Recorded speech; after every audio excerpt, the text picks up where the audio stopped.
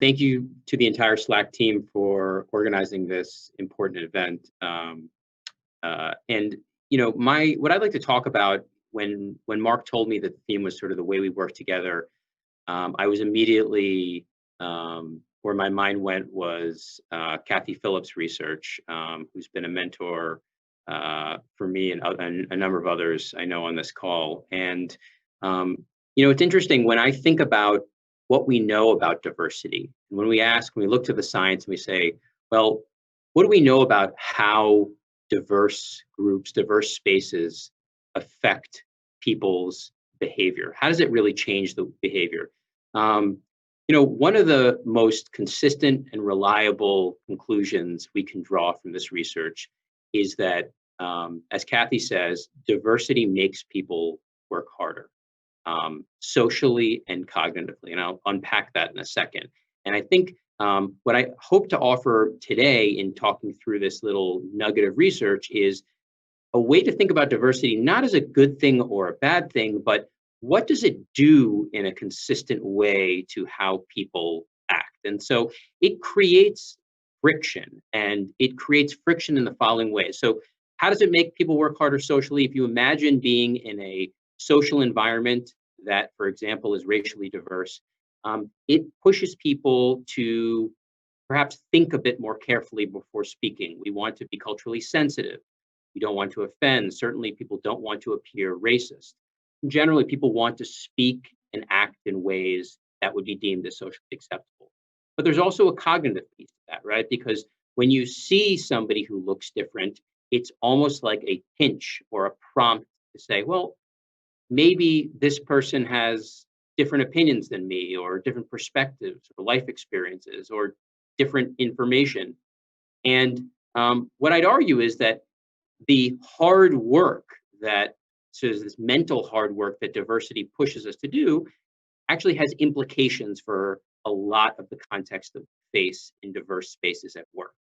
So one of the questions is friction advantageous? Is it good that diversity makes us work harder? And what I would argue is that, as Sherry notes, there is really a sort of a mixed bag when you look at the effects of diversity on performance. But in those contexts where we see diversity improves decision making, improves performance, I would argue that it's in large part because of how it pushes people to work harder and think in different ways.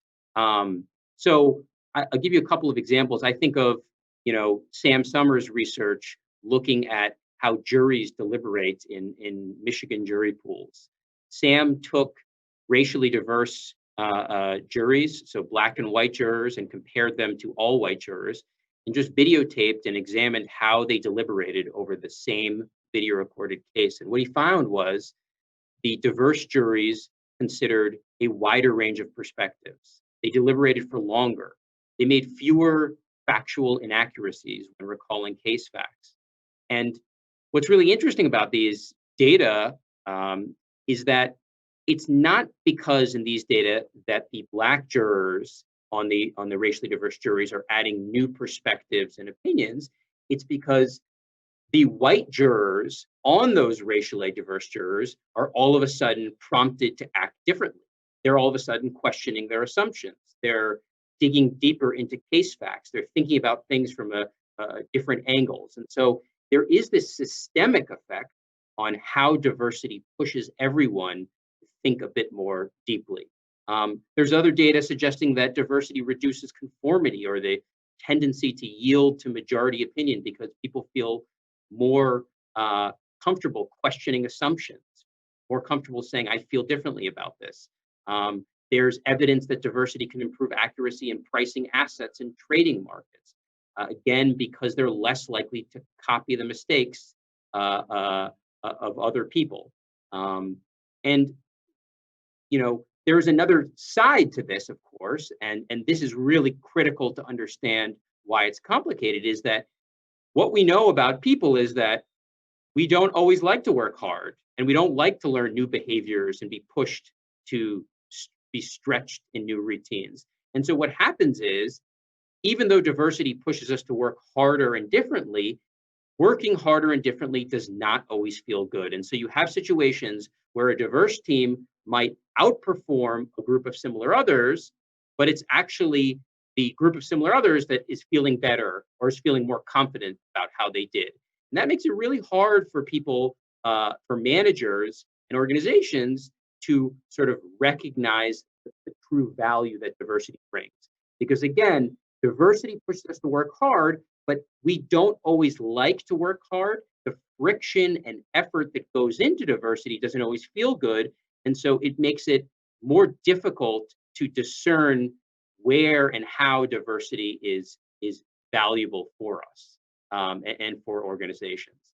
So I think the big question, for leaders, given this, is, well, how can we introduce challenging discussions, new routines? How can we introduce this sort of friction in a way that helps all people appreciate that value? And that's really sort of the $1 million question when it comes to this. And I don't have much time left, but what I'll argue is that it has to do with getting everyone to understand that diversity provides an opportunity for learning about yourselves, about others, about society. And in doing so, it helps organizations adapt to disruptions like COVID and remote work, adapt to societal events like everyone witnessing George Floyd's killing, and grow. And so I think it is this sort of framework that allows people to get through the tough parts of diversity and understand the way in which it is valuable. And the final point that I'll just save for the second discussion is really more of an implementation comment. And in order to do this in organizations, what we often see is that the efforts need to be built in and weaved into the strategy, and not bolted on.